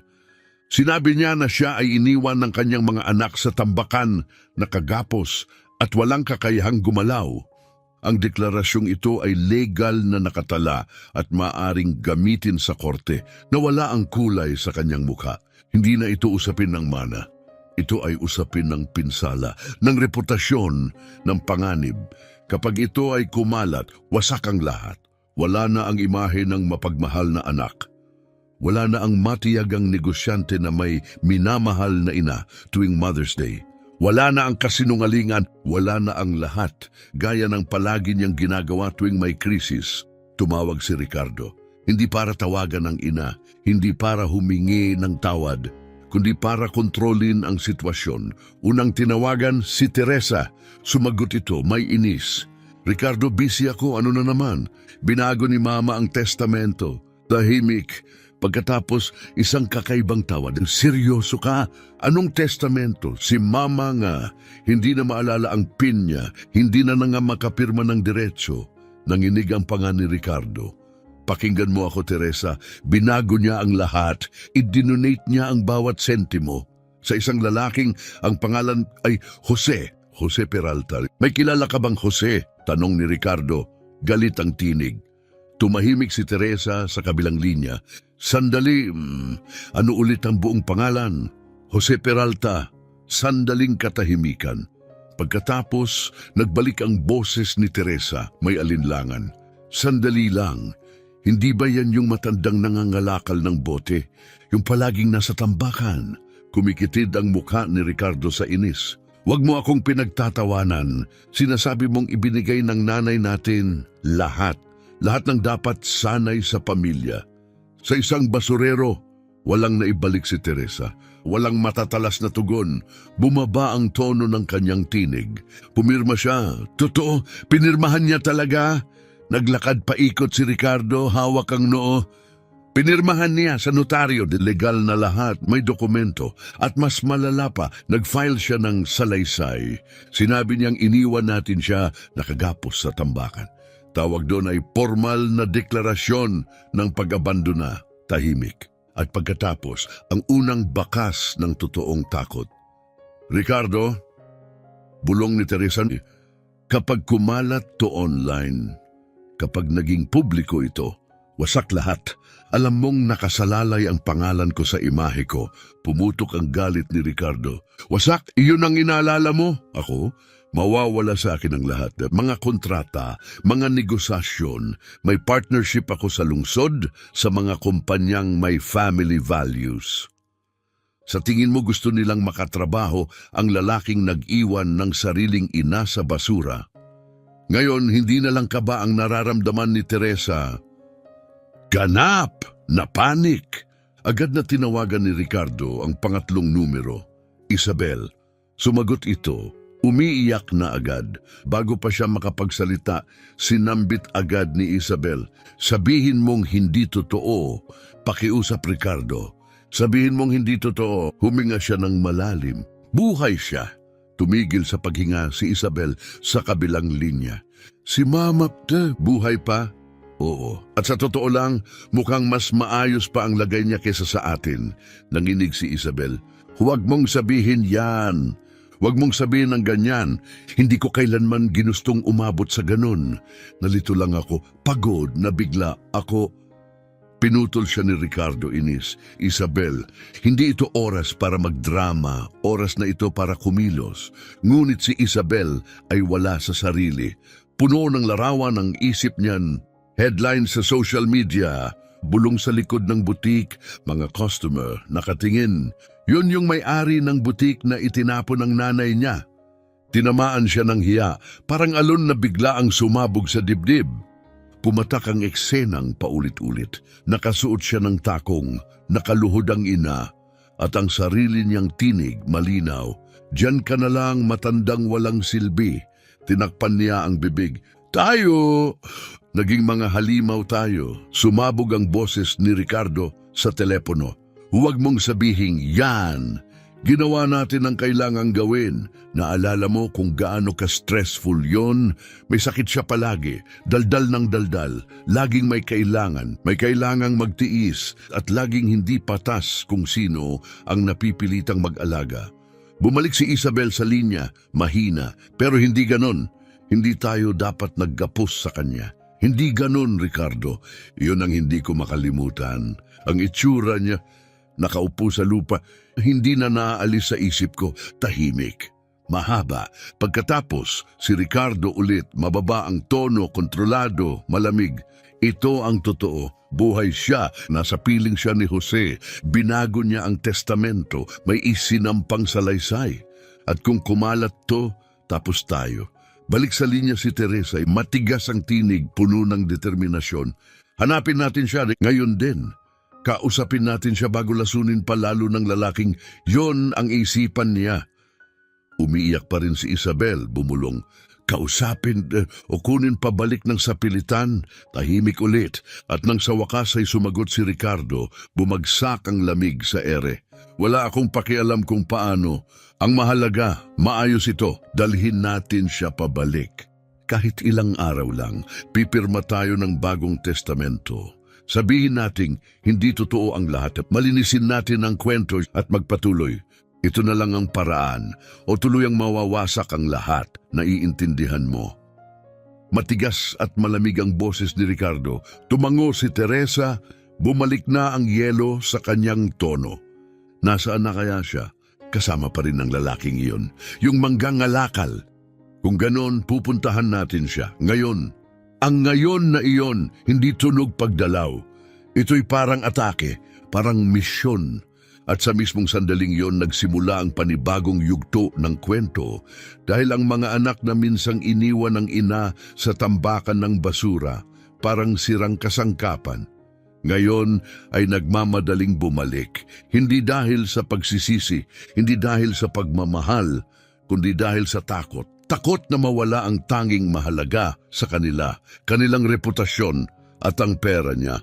Pero may isang bagay, isang maliit ngunit napakahalagang detalye na wala ni isa sa kanilang alam. Sa mismong sandaling iyon, sa isang tahimik na bakuran, nakaupo sina Donna Carmen at Salvador sa isang simpleng mesang kahoy, umiinom ng kape. Pero hindi lang ito basta kape. Nasa mesa ang isang lumang sirang cellphone at sa cellphone na yon isang video, malinaw, hindi mapapasinungalingan. Kinunan sa mismong tambakan, makikita ang itim na kotse, makikita ang tatlong magkakapatid, makikita si Donna Carmen, nakaluhod, nakatali, umiiyak, at narinig doon ang mga salitang walang kapatawaran. Diyan ka na lang, matandang walang silbi. At ang video, hindi na sa kamay lang ni Salvador, naipasa na ito sa taong marunong gumamit ng katotohanan bilang sandata. Ito na ay hindi simpleng usaping pamilya. Ito ay ebidensya at ito ay handa ng sumabog. Hapon, huminto ang isang itim na kotse sa alikabukang kalsada. Si Ricardo ang nagmamaneho. Katabi niya si Teresa. Nasa likod si Isabel, maputla, tahimik. Walang nagsasalita, ayaw nilang naroon. Wala silang malinaw na plano, pero alam nila ang isang bagay. Kailangan nilang baliktarin ang kwento bago pa ito tuluyang kumalat. Tumingin si Ricardo sa rearview mirror. Ito na, ayon sa abogado, dito siya nakatira. Kasama si Jose, sumilip si Teresa sa bintana, kumunot ang ilong. Dito siya nananatili, seryoso. Hindi nagsalita si Isabel, tinitigan lamang ang maliit na hardin sa likod ng bakod na kahoy. Ang mga mata niya puno ng konsensya. Buhay pa siya, bulong niya. At haharap tayo sa kanya pagkatapos ng ginawa natin. Sumagot si Ricardo, malamig. Ayusin natin to, walang drama, gawin lang. Bumaba sila ng kotse, lumusong ang mamahaling sapatos sa tuyong lupa. Maliwanag ang damit, hindi bagay sa paligid. Tumahol ang aso. Lumabas si Salvador mula sa pintuan, may apron, may harina sa braso, nakatayo ng matikas, walang bahid ng takot. Bakit po kayo narito? Lumapit si Ricardo. Nandito kami para kausapin ang aming ina. Sinuri ni Salvador ang tatlo. Kayo ang mga anak niya? Oo, gusto lang naming makausap siya. Huminga si Salvador. Kung nandito kayo para sigawan o bastusin siya, umalis na kayo. Hindi na siya para sa basura ngayon. Umirap si Teresa. Hindi kami nandito para makipag-away. Gusto lang namin makausap siya. At narinig nila ang mga yapak. Mabagal, mahina at lumabas si Donna Carmen. Suot ang malinis na asul na bestida, bitbit ang tungkod, mukhang payapa. Pero ang mga mata, matatalim, buo. Tumigil siya sa pintuan, tinitigan silang tatlo at sinabi, alam kong darating kayo, hindi ko lang alam kung dahil sa pagsisisi o dahil sa takot. Lumapit si Ricardo, sinusubukang magpakumbaba. Inay, hindi mo naiintindihan. Nabigla kami, may sakit ka, hindi namin alam ang gagawin. Oo, nagkamali kami, pero natakot kami. Ngumiti si Carmen, malungkot, kalahating ngiti. Takot? Takot saan, anak? Sa pag-aalaga ng sarili mong ina? Sumingit si Teresa, mahina ang boses. Inay, please, nagkamali kami, di ba? Pero hindi mo pwedeng basta kunin ang lahat. Nang hindi kami kinausap, pamilya mo kami, dugo mo kami. Tumitig si Carmen, matulis. Dugo? Ang dugong nagtatapon ng ina sa basura, hindi dugo. Lason yon. Hindi nanginginig ang tinig niya, hindi siya sumisigaw, hindi niya kailangan. Nandoon ang lakas sa kanyang katahimikan. Tuluyang bumigay si Isabel. Inay, hindi na ako natulog mula noon. Naririnig ko ang boses mo gabi-gabi. Kung pwede ko lang baguhin ang nangyari, patawarin mo ako. Iniabot niya ang kamay, ngunit umatras si Carmen. Hindi kamay ko ang dapat mong abutin, anak. Puso mo ang dapat mong alalahanin. Nararamdaman ni Ricardo na nawawala ang kontrol. Inay, niloko ka ni Jose. Ginagamit ka niya. Gusto niya lang ang pera mo. Di mo ba nakikita? Tumayo si Salvador. Ngayon lang nagsalita. Hindi ako humingi kahit isang sentimo. Ang ginawa ko, protektahan siya. At ang ibinigay niya ng kusa. Kung ang kabutihan ay may presyo, matagal nang maayos ang mundong ito. Nanginig ang panga ni Ricardo. Hindi mo naiintindihan ang pinsalang dulot nito. Tumindig ang tinig ni Carmen. Pinsala? Nasaan ang pagkabahala niyo sa pinsala?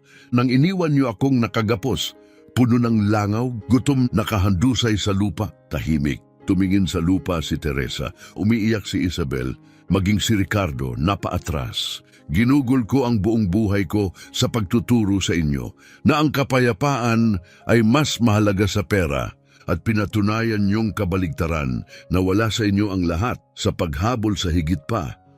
Lumapit si Ricardo, huling pagsubok. Inay, pakiusap, kanselahin mo ang testamento. Magsimula tayo muli, sabi ni Ricardo. Pangako, magbabago na ang lahat. Tinitigan siya ni Donna Carmen, hindi may galit, kundi may lalim ang uri ng titig na tanging isang ina lang ang kayang ibigay. Hindi ka pwedeng humingi ng panibagong simula kung marumi pa ang puso mo, sabi niya. Ang bagong simula, hindi ginagawa sa pangako, ginagawa yan sa pagbabago. At narinig ko na ang sapat na magagandang salita. Bumagsak sa lupa si Isabel, umiiyak. Inay, patawarin mo ako, mahina lang ako. Hinaplos ni Carmen ang buhok ng anak. Hindi mahina, anak, bulag lang. Bulag sa kayabangan pero baka ang sakit na to ang magbukas din ng paningin mo. Tiningnan niya silang lahat, isa-isa, isa-isang sugat, isa-isang alaala. Iniwan niyo ako sa putika na parang wala akong halaga. pero nakita ako ng Diyos at inangat niya ako. Ngayon, hindi ako ang kailangang magpaliwanag sa Kanya, kundi kayo. Tumalikod siya at nagsimulang pumasok. Ang tanging tunog ay ang tiktak ng kanyang tungkod sa kahoy na sahig. Nakatingin lang ang tatlo, walang makapagsalita. Lumapit si Salvador sa gate, tahimik, pero matatag ang tinig. Tapos na ang pagdalaw, nasabi na niya ang kailangang sabihin. Kung gusto niyong hanapin ang kapayapaan, magsimula kayo sa paggalang. Bubukas sana ang bibig ni Ricardo, pero wala siyang nasambit. Hinawakan siya ni Teresa sa braso. Tama na, Ricardo. Tapos na, natalo na tayo. Lumingon sila, tumalikod. Umalis ang kotse, iniwan ang alikabok. Ang parehong alikabok na minsang dumikit sa bestida ni Carmen, ngayon ay sila naman ang tinatangay paalis. Sa loob ng bahay, dahan-dahang naupo si Donna Carmen. Huminga siya. Kinuha ang luma niyang larawan, yung palagi niyang itinabi sa kanyang dibdib. Ngunit sa pagkakataong ito, hindi na siya umiyak. Ngumiti siya. Dahil ngayon, alam na niya, panalo siya. Hindi dahil sa pera, hindi sa paghihigante. Panalo siya dahil sinabi ang totoo. Dahil may pangalan na siyang muli, may tinig. At higit sa lahat, may saksi. At sa isang lugar sa mundo, patuloy na isinusulat ng tadhana ang kanyang kwento. Papunta sa isang sandaling magpapakilala sa kanyang pangalan sa buong mundo, Donna Carmen. Gabing iyon, ang bahay ni Salvador ay balot ng ibang klasing katahimikan.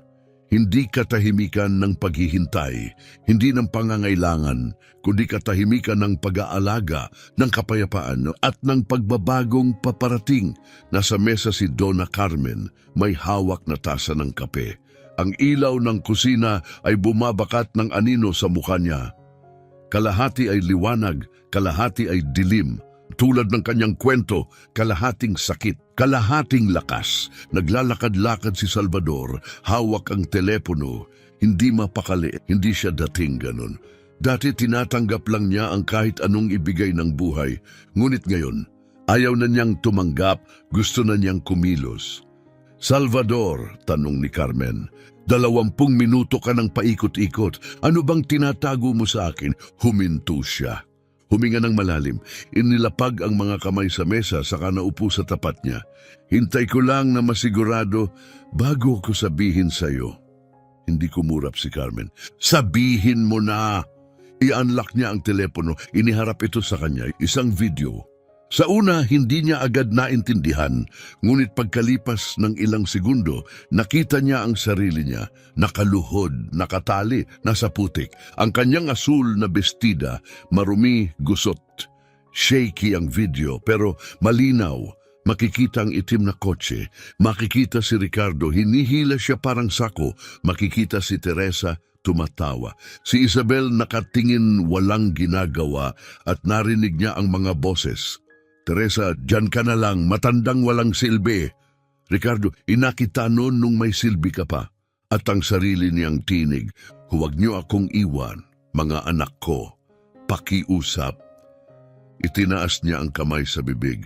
Sa unang pagkakataon, nakita niya kung ano ang makikita ng mundo, ang kanyang sakit, ang kanyang kahihiyan, hindi na itinatago, kundi nakarehistro. Isang sandaling sumira sa kanya, ngayon ay maipapakita sa lahat. Hindi siya makapagsalita, hindi siya makahinga. Sa wakas, bumasag ng katahimikan si Salvador. Ako ang nag-video. Tiningnan siya ni Carmen, gulat. Tumango si Salvador, mabagal. Nagtago ako sa likod ng mga basura. At nang makita kong hinila kanila palabas, may boses sa loob ko na nagsabi, i-record mo, Salvador. Kaya ginawa ko. Hindi ko na pinag-isipan, ginawa ko lang. Ipinatong niya ang telepono sa mesa, naka-on pa ang screen. Akala ko magiging ebidensya lang ito. Sakaling may mangyari sa iyo, pero may nangyaring mas malalim. Tumingin si Carmen sa kanya, luhang pumapatak sa mata. Ano ang nangyari? Iba pa? Tanong ni Carmen, halos pabulong. Anong ibig mong sabihin? Huminga ng malalim si Salvador. Ipinadala ko yung video sa pamangkin ko, bata pa siya.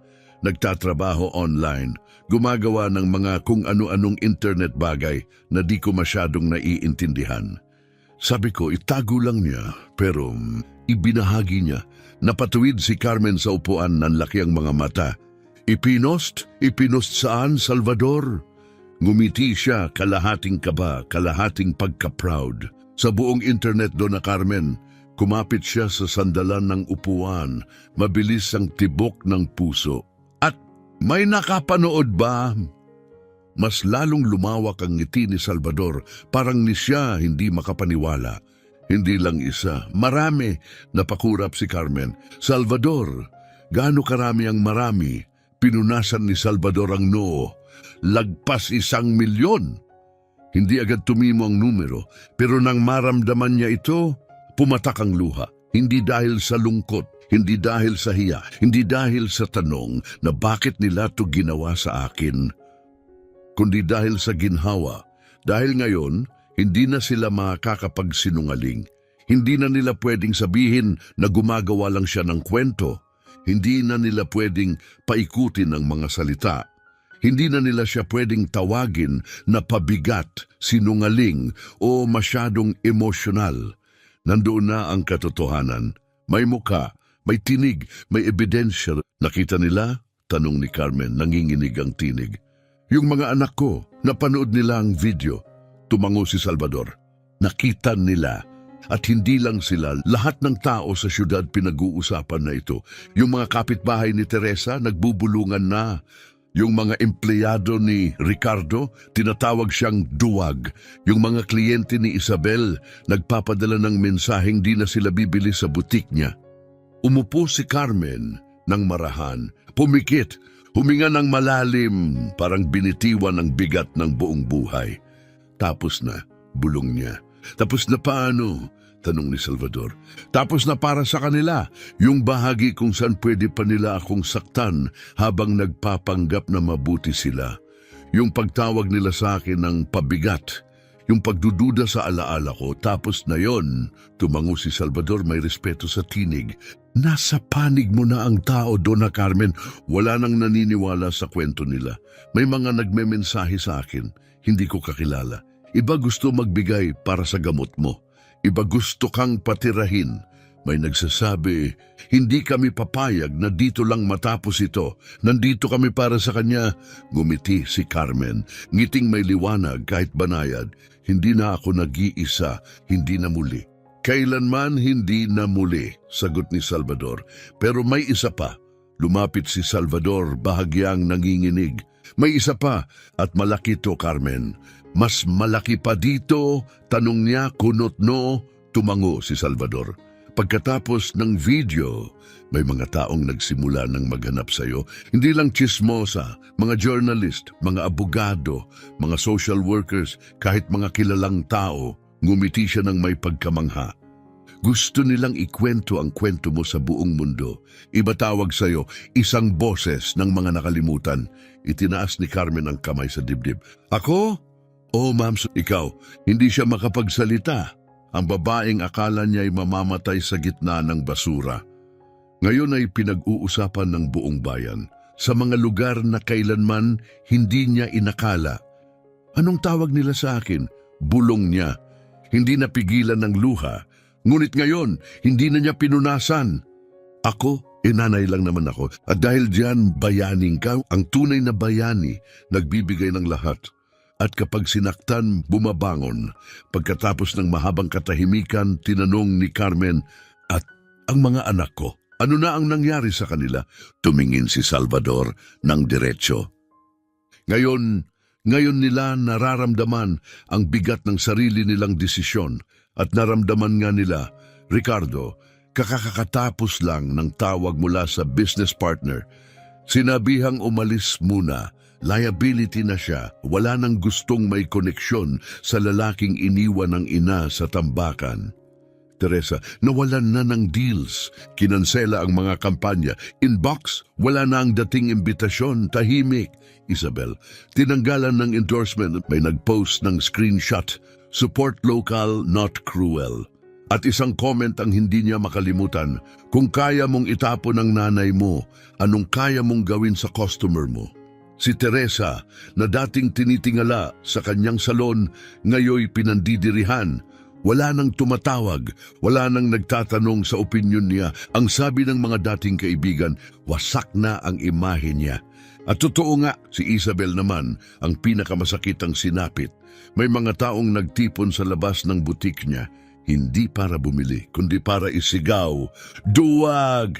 Mga estranghero, mga hindi man lang kilala si Donna Carmen. Pero napanood nila ang video, narinig nila ang wala ka ng silbi. At hindi na nila kinaya, nawalan ng benta, nawalan ng kliyente, nawalan ng dignidad. At sa unang pagkakataon, natutunan nilang tatlo ang leksyon na hindi nila inaasahan. Mas masakit ang hiya sa mata ng tao kaysa sa pagkawala ng pera. Gabi iyon at tahimik ang bahay ni Salvador. May kumatok, binuksan niya at naroon ang isang lalaki. Maayos ang bihis, may dalang attaché case. "Magandang gabi, nandito po ako para kay Jean Yungeris Carmen." Agad na nagtanong si Salvador, "Sino po sila?" "Ako po ay kinatawan ng Public Prosecutor's Office, opisyal ng binuksan ng kaso. May posibilidad ng asunto, pag-abandona, abuso sa nakatatanda at kriminal na kapabayaan." Tumindig si Carmen, tahimik, matatag, lumapit sa pinto. "Ginoo, ano po ang ibig sabihin nito?" Ang sagot ng lalaki, "Ibig sabihin, hindi na ito ikaw laban sa kanila.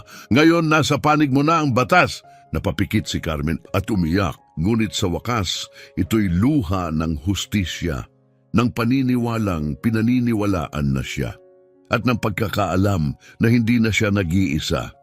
Sa lumang kusina, sa kahoy na mesang may lamat, nagbago ang lahat. Hindi siya ang nawalan, hindi siya ang tahimik, hindi siya ang walang pangalan. Ngayon, alam na ng buong bayan, siya si Donna Carmen. At higit pa ron, alam na rin niya. Isang araw, gumising siya bago sumikat ang araw. Isinuot ang balabal na inayos ni Salvador, lumabas sa beranda. "Nakapahinga ka ba, Gininges Carmen?" tanong ni Salvador.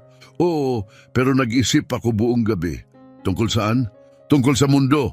Noon tinawag nila akong pabigat. Ngayon matapang daw ako, at ang lalaking humugot sa akin sa basura, naging pamilya." Ngumiti si Salvador. "Tunay na pamilya." "Salvador, inangat mo ako ng 2 beses. Una nung literal mo akong binuhat. Pangalawa nung pinalalahanan mo ako na may mabubuting tao pa sa mundo." Ngumiti si Salvador, may luha sa gilid ng mata. "At inangat mo rin ako, Carmen. Dati, para akong multo sa lipunan. Ngayon alam kong mahalaga rin pala ako. Dumating ang mga sulat, mula sa matatanda, mula sa mga anak na humihingi ng tawad. Mula sa mga estrangherong nagsabing, dahil sa iyo, hindi ko napababayaan ang nanay ko." Pinasa niya lahat habang lumuluha, pero ngayong may kapayapaan na siya. Sa isang programang pambalita narinig niya, si Donna Carmen ang inang itinapon.